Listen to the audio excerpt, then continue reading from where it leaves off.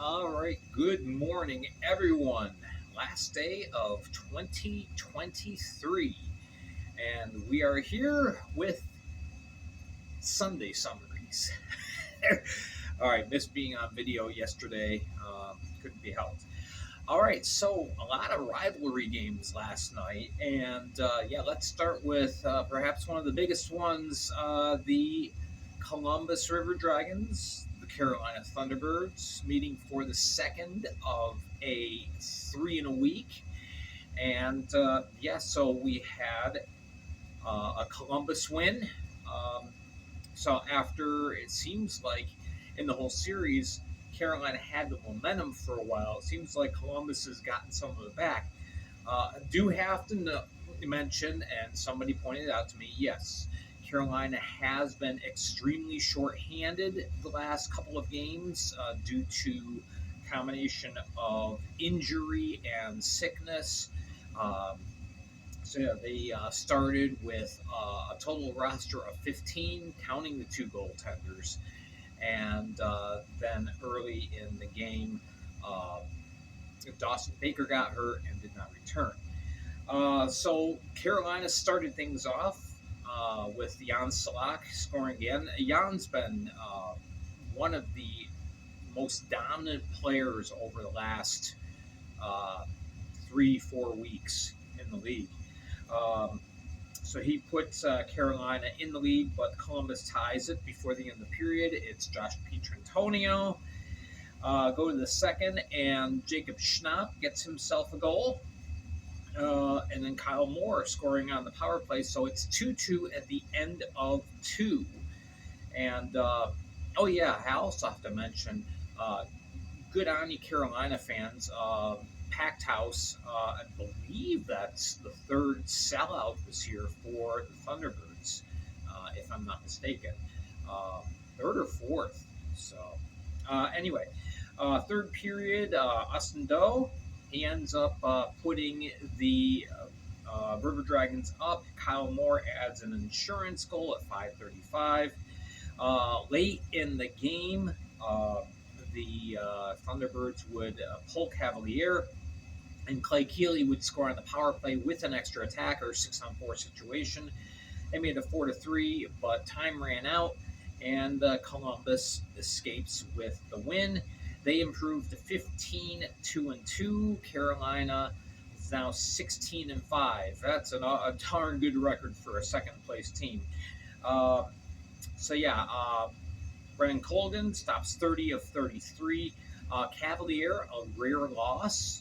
He ends up stopping 36 of 40. Um, it's really something. You have one game like this, and the numbers, of course, go down. But he's still leading the league in all categories. So no harm, no foul. So yeah, tonight 8:35. These two teams will meet again for the third time in 3 days. All right.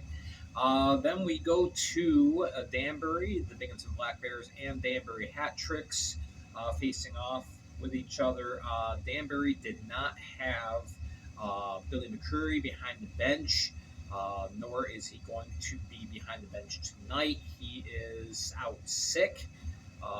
So, anyway, this game was kind of a tough one in that there was, well, a lack of communication between the off-ice officials in Danbury and the league offices. So stats still aren't totally correct. So really had to keep a close eye on this one. So Binghamton starts off the game red hot. They get goals from Tyson Kirkby, from Don Olivieri on the power play, and then Nikita Bashkin also on the power play. And it's 3-0. If games were only 6 minutes and 46 seconds long, Binghamton, they'd be in great shape. But they're not. They're 60-minute games. And so Danbury takes a timeout, and Johnny Ruiz just said to his teammates, "Don't worry, I got this." Ruiz scores 2 goals. I didn't get the time on the second because on the Fed page it's wrong. 6:58. which was only 12 seconds after Ivashkin had scored. Uh, Ruiz puts Danbury on the board. He scores again um, approximately 3 minutes later. And then later on, it's Josh LaBelle. So, yeah, all of a sudden it's tied up. And, oh, no, Danbury's not done. John Scully gets a goal on the power play. And so, yeah, Danbury has the lead. Uh, Danbury Ice Arena, I would say that's probably the biggest home ice advantage of any team in the Fed. Danbury obviously plays a lot better at home. So we go to the third, and for a while it's kind of back and forth, and then Binghamton kind of gets their momentum back. Justin Samaro scores with just under 6 minutes left, and so the game goes into overtime, and Binghamton shoots themselves in the foot in overtime, gets called for a too many men penalty. That's their second of the game, and yeah, for Danbury fans are asking, no, I'm not making excuses. The refs made a good call. Matter of fact, the referees were, I thought, the referees officiated very well last night.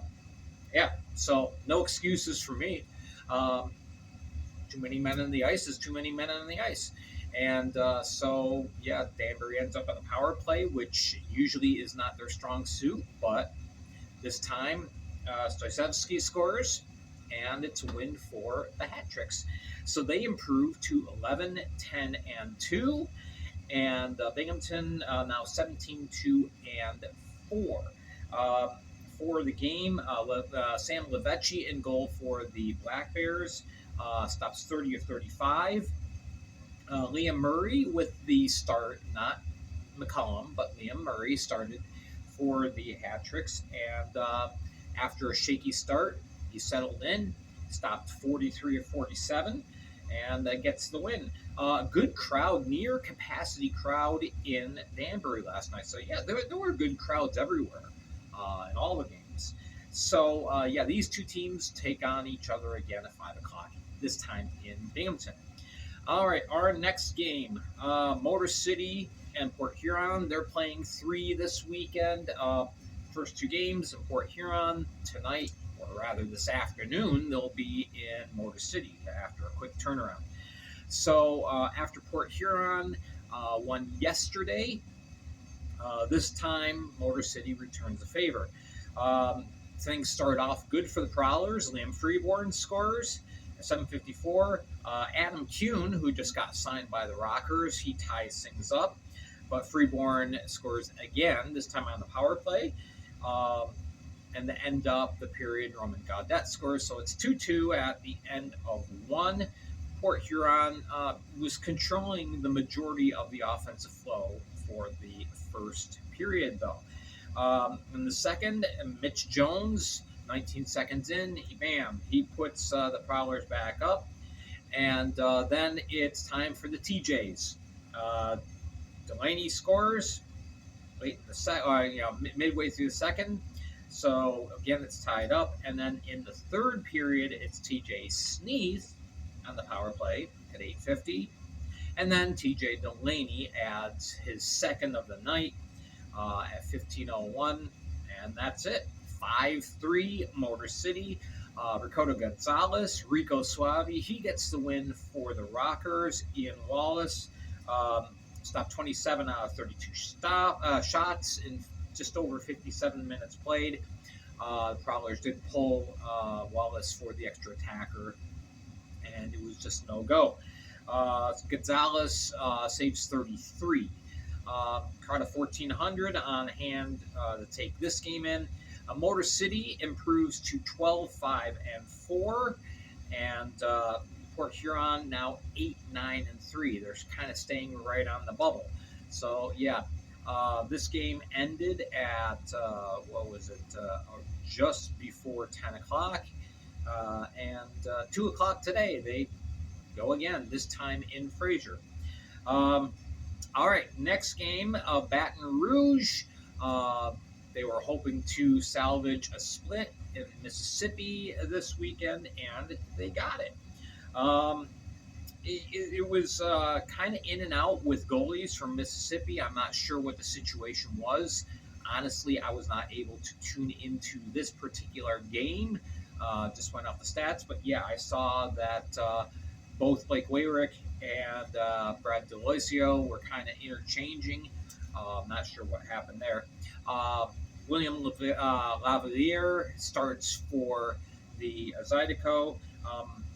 Matty Tellstrom, he scores at 149 for the Zydeco.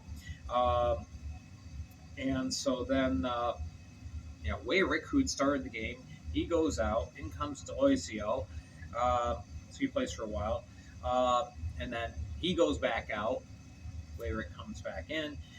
Hugo Koch scores to even things up at the end of one for the Seawolves. And the second, it was Baton Rouge. It was Noah Robinson scoring on a shorthanded opportunity at 6:59. We must have felt pretty good about having done that because he did it again 20 seconds into the third period. Again, shorthanded. So two shorties for Robinson. So Baton Rouge is up 3-1, and then Brendan Hussey, he scores a 17:45. Make it 4-1. The game's over, but Mississippi thought, we'll make it interesting. Hugo Koch scores on the power play with an extra attacker at 19:15. Kyle Stevens gets an empty net goal with 3 seconds remaining in the game, and that gives you your 5-2 final. Shots, typically, Mississippi outshoots their opponents. They did again last night, but Baton Rouge had the better of the chances. And so Lavalier ends up saving 46 of 48. Easily his best performance of the year. He's played very well. He came into the game with a 2.63 goals against average. That's going down. His save percentage is going up. Lavalier is very good at his job. Blake Wayrick, in 50 minutes and 51 seconds played total, he stopped 30 of 34. And so Baton Rouge now 6-14-2. They solidify their position in fifth place in the Continental. Of course, Blue Ridge is idle this weekend. Mississippi falls to 10-11-1. All right, running out of time. So last game, Elmira River Sharks traveling up to Watertown. A quick home and home. So we start off the game. Sam Bernard again in goal for the River Sharks. Eloy Bouchard in goal for Watertown. Trevor Lord scores halfway through the first. Elmira gets the equalizer 4 minutes later by David Gaeta. And then Alexander Gamzatov, he scores. Watertown is up, and Watertown never trailed. Elmira did tie it up a couple times, but in the second, Luke James scores for Elmira, and then Watertown counters with Chwetin Blacksmith, who's got a 4-game goal streak now, by the way. Chase Tabari also scores, but Elmira isn't ready to give up the fight yet. Stephen Klink ends up with a goal, and then just a minute later, it is Cody Rogers in the power play, so it's 4-4 at this point. And then just 25 seconds later, Mark Botero ends up getting what would be the game winner for the Watertown Wolves. In the third period, it was a lot of back and forth, a lot of good action, but just no quality chances for either team really until right in the last 4 or 5 minutes, both teams ended up getting some prime opportunities, big saves made by both Bernard and Bouchard. Finally, Bernard gets pulled, and Blacksmith ends up with the empty netter at 19:53, and it's a 6-4 win for Watertown. Elmira, they're this close, and they're just not getting over the hump. So let's see what can happen tonight. They fall to 6-13. Watertown now 8-10-1. These teams will be taking on each other again at 2 o'clock. Bouchard stops 40 of 44. Bernard 33 saves in the loss. So let's see what happens tonight. A good crowd there, 1,186 in the Watertown Arena. Remember, they only hold 1,500 people. So, all right, we're a little over 15 minutes, so I got to cut it off. We'll be back here tomorrow with a new video recapping the weekend for you. All right, enjoy your wonderful New Year's Eve celebrations. Be safe and be well. Happy New Year to you.